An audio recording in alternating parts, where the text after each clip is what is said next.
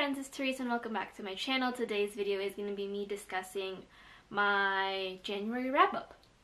I have 5 books on here, so not a lot of books, but like we all know my ability to chat, so let's get into it. So the first book that I read in February is actually an adult, like, I guess kind of romance novel.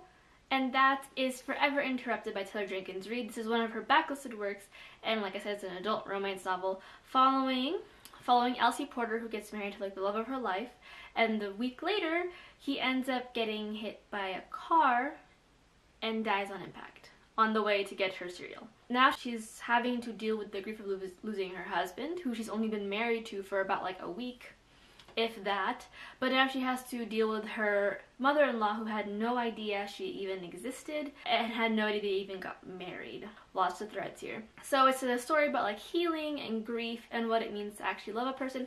How you can't like measure how long you should be grieving for someone despite only having known them for so long. Obvious trigger warnings for death of a spouse, kind of an unhealthy relationship with parents, not so much on her husband's side, but yeah, then there's grief, depression. I ended up giving this a 4 out of 5 stars. I really enjoyed it. Taylor Jenkins Reid has this way of creating love stories in the sense they're all different tiered. They're not just love stories between love interests, but they're love stories between friends and family and found family and everything in between. The reason why I gave this a 4 out of 5 stars was that the ending kind of didn't hit it for me. Like, this was a very addicting read and I blasted through this pretty quickly. I really enjoyed it, and seeing how Taylor Jenkins Reid wrote grief and loss and acceptance and love, but the ending just wasn't it for me. I felt the ending was a little bit lacking, and it left it on a weirdly open note without it actually being open, and I couldn't tell at the end of the day where Elsie was in terms of her grief or how she felt or what she had accepted. But overall, I do recommend the book. I think it's a good book to read.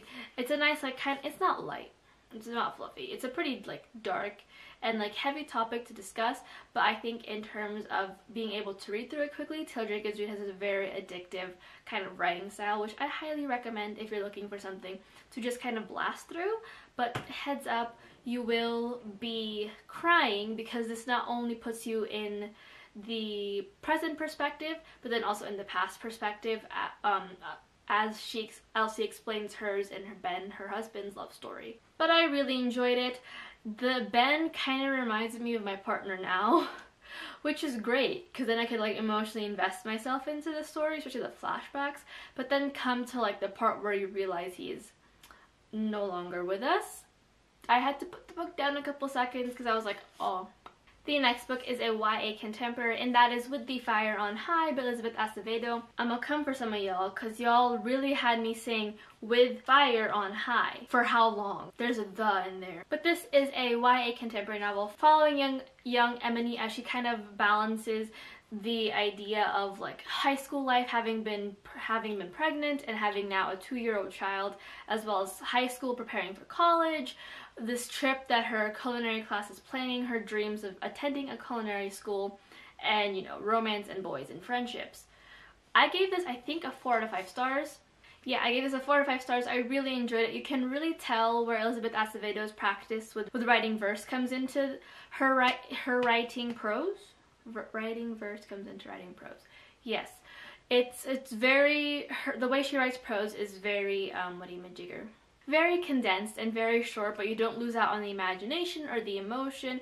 It's just a lot of practice of being, I'm forgetting the word, nope, not distinct, specific? Succinct? It shows how precise of a writer she is without losing that ability to describe it. I loved being able to dive into Emily's world, Emily's world, and seeing how balancing this being a mom, being a friend, being a student, being a granddaughter, potential love interest, a co-parent, all this stuff on top of trying to discover her own dreams and follow her own dreams in her own way without sacrificing everything. What gave me a 4 out of 5 stars and why I didn't give it the full 5 was that I felt like the stakes weren't as high.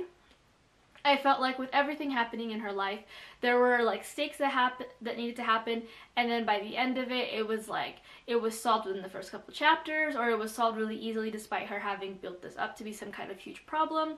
I also felt like at the end of the day, Emily as a character hadn't changed a ton from what she had learned. Like she had learned quite a bit. She had learned how to be a successful culinary artist and what it means to work in like an actual kitchen rather than in her own kitchen where she kind of gets to make the rules.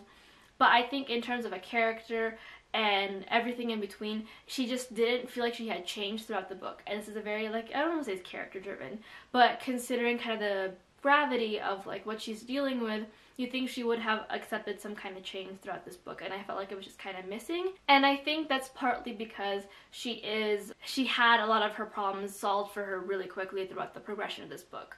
So that's kind of where it got me, but I do still recommend the book if you're a fan of Elizabeth Acevedo's writing. I think it's wonderful and marvelous, and it's just a good time. It's such a nice, like, light, but also kind of heavy read considering the topic. Highly recommend. The next book is another YA contemporary, and this is one that I have been meaning to get on my The next book is another YA contemporary, and that's another one that I've been meaning to like read off my TBR, but you know, things happen and I like fantasy a little bit more, and that is On the Come Up by Angie Thomas. This is Angie Thomas's sophomore novel following young Bree, who aspires to be a rapper after growing up with her father being an underground rapper. But with her father gone, she's kind of there to pick up not so much where he left off, but she's kind of riding on the tailcoats of that legacy. Now with the bills coming in and everything kind of becoming more difficult, she finds herself kind of struggling to both be a teenager and try to also help her family, and wants to get her songs out and start making money from her songs so she can come back and support the family that's always kind of supported her. There's some trigger warnings for this, so just give me a second while I review them. The trigger warnings are, there are slight kind of hints at racism in here, primarily what happens at Bree toward like the middle of the book. There's also drug selling? Someone is pushing drugs. Implied drug use and addiction, but that happens off the page and we just kind of hear the aftermath of it, as well as child abandonment and death of a parent, loved one, and the grief and depression that comes with it, as well as the struggles of living in a lower class. Oh, there's even hints of homophobia. I ended up giving this a 4 out of 5 stars. I love Angie Thomas's writing. I love it. I love the way she crafts a story and creates these characters who have such in-depth backstories that make them feel so real and such a big part of the story, even though they're only really there for like just to be moral support, more or less. I also really loved seeing how Angie Thomas created these casts of friends that are always there for Bree, but also kind of explain this weird ever-changing situation that tends to happen with friends where, or at least friends who have grown up together, where you're kind of starting to see each other in a different light, but also not really. I liked being able to see how she crafted these raps that Bree uses, and I cannot wait to see them on screen because I believe Angie Thomas has mentioned that the book will become a movie at some point. I loved seeing just what family means, as Alex, just kind of what family means and how different it is from the family that we see in the Hate U Give, and how this family struggles but is also still a unit and has very different ideals and ways of how they want it to live. The one thing that got me was that I don't think Bree really learned from her lessons. One of the big lessons in this book is that Black kids can't really say things and not expect something to come out of the things that they say. And I feel like throughout the struggle of this book, we see Bree come through with that same barrier that she's seen over the years and has experienced herself, and then proceed to just bulldoze through it without caring for the ramifications, and then wonders why everything around her is currently happening. I also feel like the stakes, while they were fairly high, kind of got resolved in a manner that I didn't have an emotional investment in, if that makes sense. Like, it was a very happy ending, which is great. I think we need more Black stories with happy endings. We need more Black stories with Black kids just existing. However, I feel like with the gravity of the situation and how Bree kind of needed to learn these lessons, and the fact that her words carry some weight, we needed something where she actually learned it and it sunk. Because I felt like by the end of the book, she still was like, yeah, you know, things happen and like I can't say these things, but then continues to proceed to make references to instances she doesn't quite understand, references to situations she can't really, that'll kind of come out of her control and that you can't control at the end of the day. So I was just like a little turned off by that, and I kind of dinged it just because I felt like she still hadn't quite learned her lesson, which literally put a lot of people endanger and jeopardize kind of a lot of things for her. But I highly recommend it, and I cannot wait until I pick up Concrete Rose, which is now her third book that just recently released, I believe. The next book is an adult kind of retelling, and that is The Root of Ice and Salt by Jose Luis Zarate. This is a kind of retelling on Dracula's passage from Europe to America, only we're following it from the perspective of the captain of the ship. I ended up giving this a 4 to 5 stars. Now, trigger warning, since this is kind of a Dracula focused book, there is going to be a lot of, like, death, gore, some violence. And again, because this is Dracula involved, there's also some internalized homophobia. I found this book really interesting. It's very smutty. It's very smutty. It's about a poor gay man, a poor closeted gay man who lost like the love of his life, having to travel all the way to America surrounded by very attractive men. It's very smutty. There's a lot of like there's a lot of like in-depth descriptions about what he would like to do but what he cannot do, and what like how sinful he feels. This is a buddy with TV. I messaged him and I was like, sometimes he comes off as a little predatory because of like how aggressive his descriptions are. But by the end of it, I felt like you understood why he was the way that he was and why he was internalizing so much. The only reason I gave this a 4 to 5 stars was that I felt like there are 3 parts of this book. I felt like the second part was a little bit unnecessary. It was kind of spoilers, showing that implying that Dracula's on the ship, even though we are very well aware of that from the synopsis. So we see the crew members try to get picked off one by one, and then I felt like the third part was just unnecessarily long. It's the longest chapter in the entire book, and it's like 20 pages, and that's just the entire third part. So it was lengthy. But I overall really enjoyed it. It is translated from Spanish, so it's also a plus side if you're trying to include more translated works into your repertoire. Highly recommend, and I think it's a great novella if you're trying to enjoy something that's a little bit gay.